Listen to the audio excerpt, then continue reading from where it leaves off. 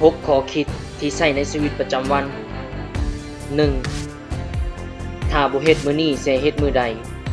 หรือสิให้เฮ็ดตอนสิ้นลมหายใจ และมื้อใดจะได้เฮ็ด 2. ถ้ามื้อนี้ท่านบ่กล้าที่จะแสดงออก ท่านก็จะกลายเป็นนกกระจอกอยู่แบบนั้น 3. การเรียนรู้ที่ดีที่สุดคือการบ่หยุดพัฒนาตนเอง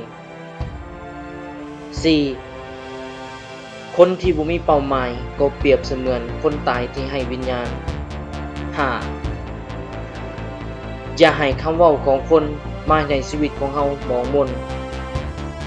เพราะเฮาเป็นผู้ควบคุมมันเอง 6. จงเปรียบตนเองเป็นคนโง่อยู่ตลอดเวลา เพราะมันจะนำพาท่านหาประสบการณ์ใหม่ๆเข้ามาในชีวิต หวังว่า6แนวคิดนี้จะเพิ่มพลังในการใช้ชีวิตของท่าน 2. PS Channel อยากให้ท่านมีเป้าหมาย และมีความฝัน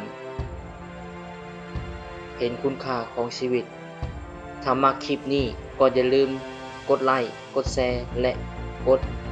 Subscribe ช่องของพวกเราเพื่อผลิตข้อคิดดีๆออกมาอีก ขอขอบใจ